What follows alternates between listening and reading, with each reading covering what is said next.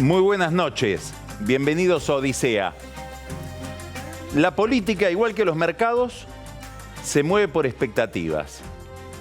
Y a partir del acuerdo, cuya redacción minuciosa, específica, todavía no conocemos, de la Argentina con el Fondo Monetario Internacional, empiezan a formularse distintas expectativas, distintas hipótesis respecto del futuro, no solamente en los mercados, que ya se están comportando, de hecho, en el movimiento del dólar que se registró hoy, sino también en la política, en los actores de la política, en el gobierno, en la oposición, en los sindicatos, en la iglesia. Van delineando distintas estrategias o empiezan a esbozar distintas reacciones, no respecto de lo que pasó, sino más bien respecto de lo que creen que va a pasar. Y aquí hay una discusión central o una incógnita central que habrá que ir despejando con el tiempo. Y tiene que ver con cuál va a ser el nivel de caída de la actividad económica, eventualmente de recesión, que va a tener la economía argentina. Y ligado a este fenómeno, otro que tiene que ver también con el malestar social, y es cuál va a ser el comportamiento del salario real. Dicho de otra manera, del poder adquisitivo. Es decir, cuánto va a caer o se va a mantener el poder adquisitivo del salario. No hay una sola imagen del futuro respecto de estas incógnitas. El gobierno calcula que va a haber 2 trimestres de caída en el nivel de actividad y que en el promedio, teniendo en cuenta ese bajón de 2 trimestres, el año va a cerrar más o menos con un 1% de crecimiento. Bastante menos del 2,5% que se calculaba cuando ya se suponía que iba a haber una retracción por la sequía. Ahora hay economistas que tienen una visión más sombría y creen que el crecimiento va a ser todavía menor, que el promedio general va a ser de medio punto. ¿Por qué?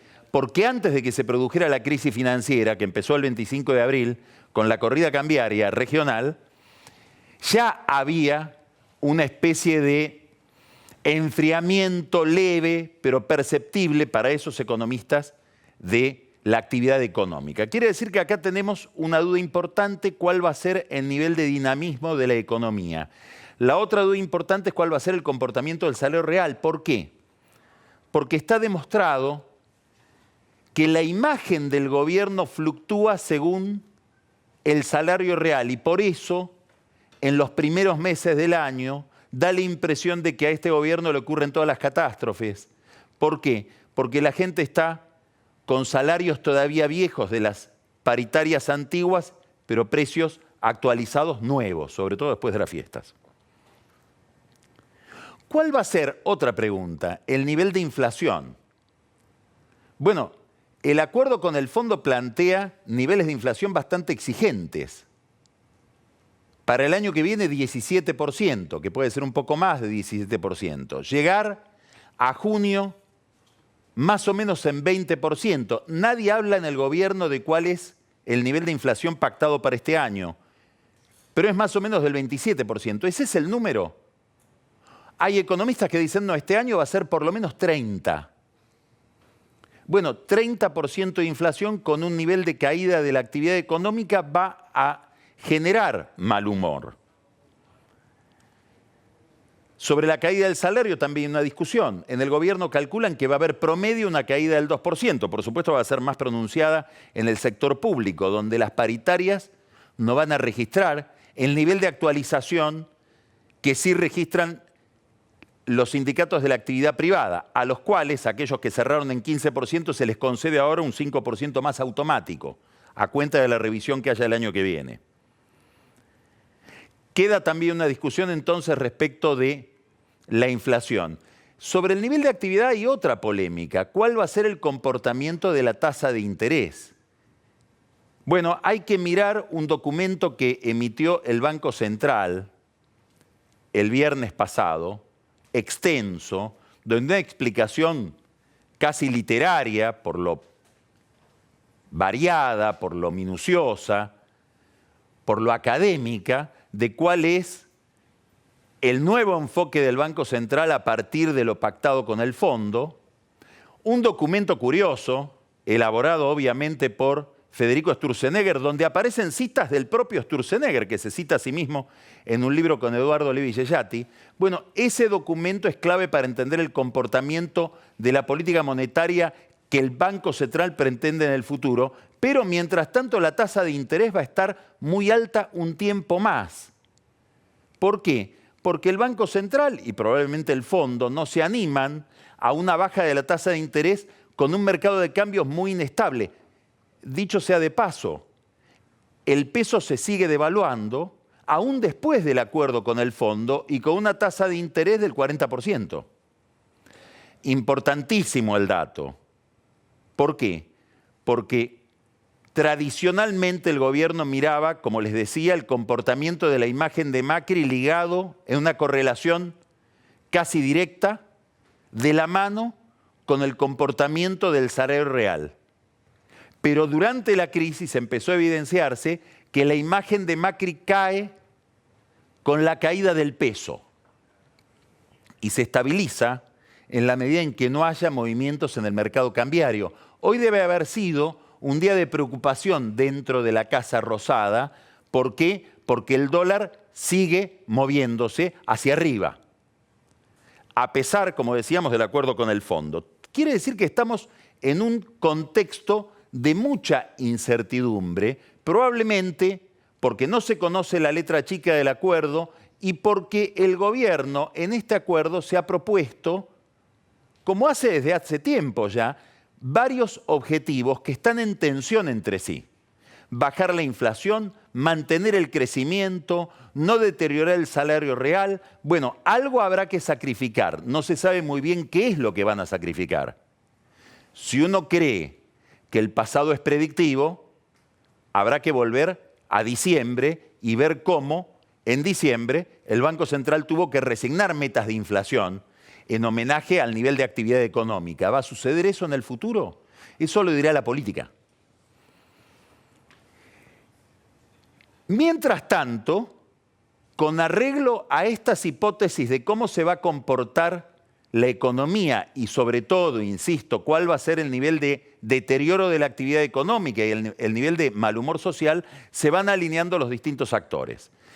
El primero de todos, Moyano, que ratificó su paro de camioneros para este jueves.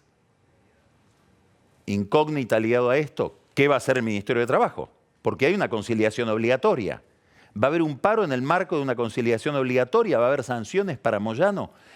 ¿Por qué declara un paro Moyano reclamando 27%, no 15 más 5, 27% de recomposición salarial? ¿Tiene que ver con el deterioro del salario de los camioneros? ¿O tiene que ver con las causas judiciales que avanzan y que él cree hace avanzar el gobierno? ¿Tiene que ver con la situación de Oca, donde él promete a algunos empresarios amigos volver a tener incidencia, tomar la empresa? Incógnitas alrededor de un personaje que está en el filo de la navaja. ¿Por qué? Y porque Moyano apuesta a que si la situación económica y sobre todo social se deteriora, él va a adquirir con sus reclamos una nueva legitimidad o una legitimidad perdida y hasta podría convertirse en simpático para otros actores de la vida pública, sobre todo para algunos sectores del peronismo.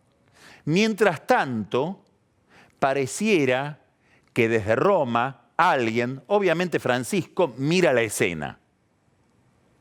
Los movimientos sociales empiezan a volverse más exigentes. Juan Grabois, probablemente el dirigente social más ligado al Papa, tuvo una posición muy crítica respecto de la conferencia de prensa de dos funcionarios a los que él, peyorativamente, con una descalificación que tal vez debería evitar, dijo de apellidos raros, por Sturzenegger y Duhovne. Grabois, de los trabajadores de la economía popular, es decir, representante de un universo de informales, acaba de pedir la incorporación a la CGT.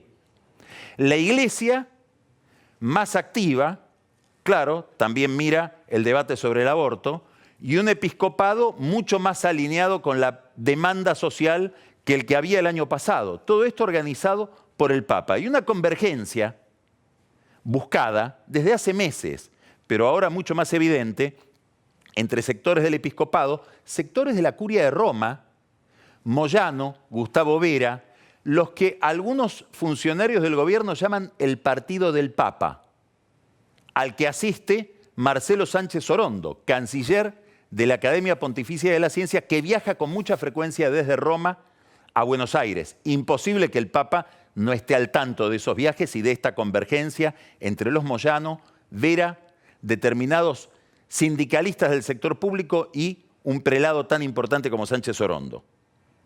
Quiere decir que se van alineando actores de la vida social, sindical, religiosa, alrededor de una hipótesis sombría sobre la economía, que no termina de creer que la crisis está cerrada, que lo peor ya pasó, como dice Macri. Frente a estos sectores, otros que no quieren quedar arrastrados por Moyano y que están buscando que el gobierno tienda un puente de diálogo para justificar su cooperación con el gobierno. Ahí hay sindicalistas como Gerardo Martínez, como Mr. Cloro, José Luis Lingeri, siempre ligado al gobierno, a todos los gobiernos, que están buscando tender un puente con la Unión Industrial, con la Cámara Argentina de la Construcción, con la Cámara Argentina de Comercio, para tender una mesa o servir una mesa de diálogo social con independencia de que el gobierno no la convoque. Distintos alineamientos con distintas hipótesis respecto de lo que va a pasar. Esto es visiones del futuro, expectativas sobre el comportamiento de la economía y comportamiento político de actores sociales importantes. Por otro lado está el acuerdo mismo con el fondo y lo que tendrá que hacer el gobierno para ir gestionando ese acuerdo. Un gran capítulo, la reducción del déficit fiscal, el ajuste fiscal. Va a haber un decreto que seguramente se conocerá en los próximos días, tal vez el jueves, con un gran recorte del gasto público. Algunos funcionarios creen que va a llegar hasta 7.000 millones de pesos. Ahí hay que mirar un detalle. Los sueldos de determinados funcionarios. Hay muchos funcionarios del sector público que cobran más que el presidente. ¿Van a seguir cobrando más que el presidente o se les va a recortar el salario? ¿Lo van a hacer voluntariamente o van a esperar a que se los corten manu militari desde Hacienda? Signo de interrogación sobre un decreto de recorte de gastos que se va a conocer, como les decía, en los próximos días, antes del viernes.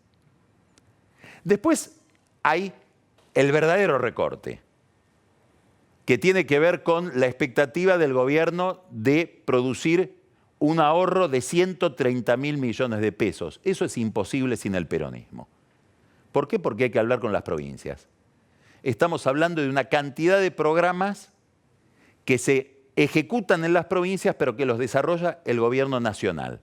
¿El gobierno se va a desprender de estos programas?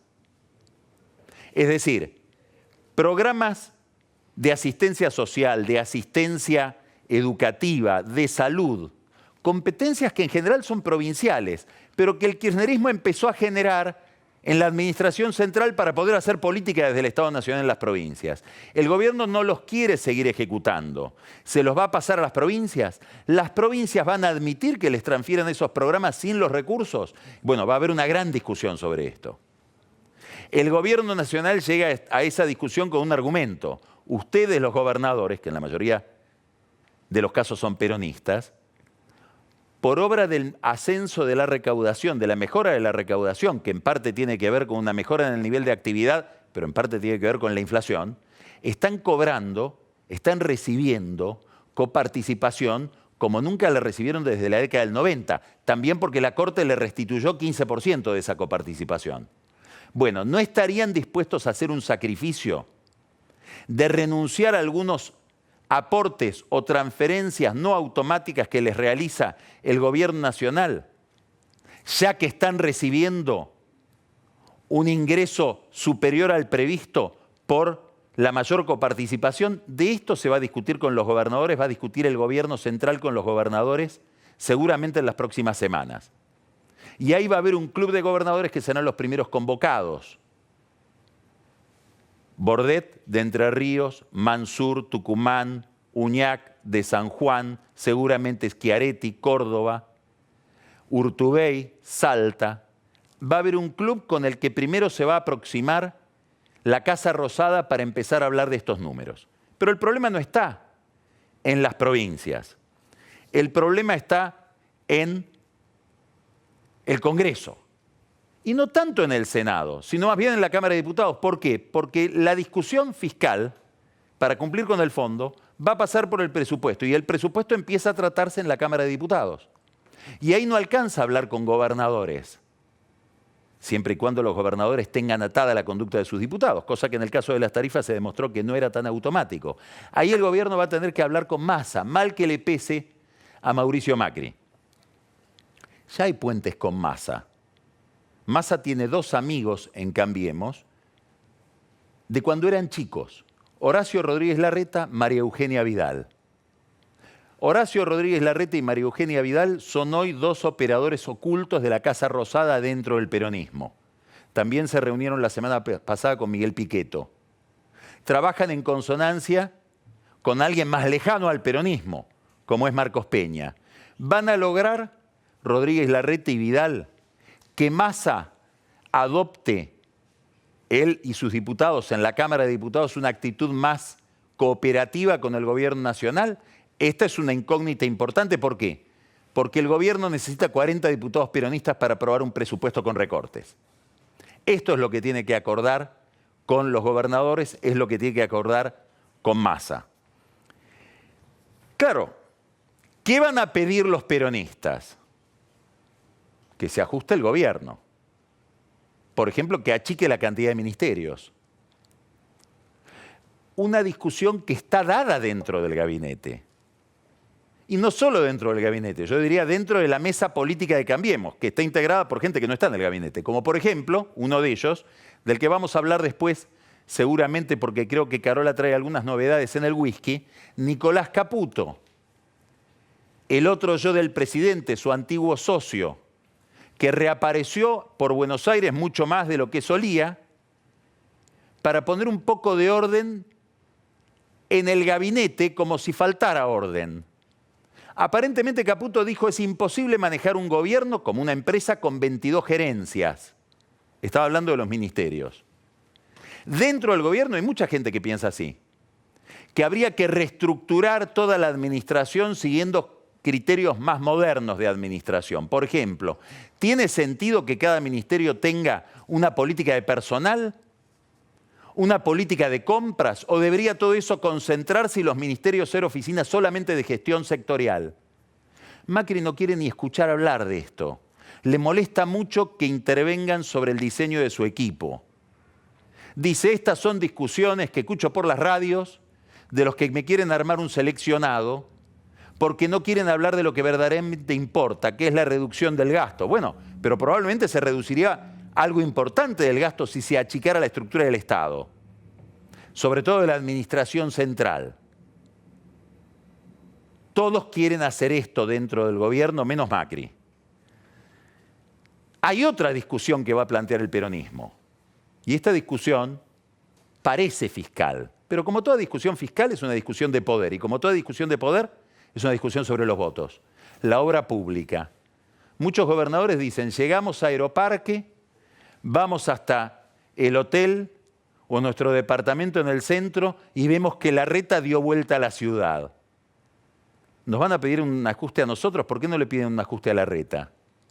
¿Qué va a pasar con las obras de saneamiento en la provincia de Buenos Aires, en el conurbano? Bueno, la gran promesa de Macri era llegar a que el 90% de los bonaerenses tengan agua y cloacas. Ahí mira Mr. Cloro, porque son recursos, muchísimos recursos, que van a AISA, la empresa que maneja él casi como si fuera su caja.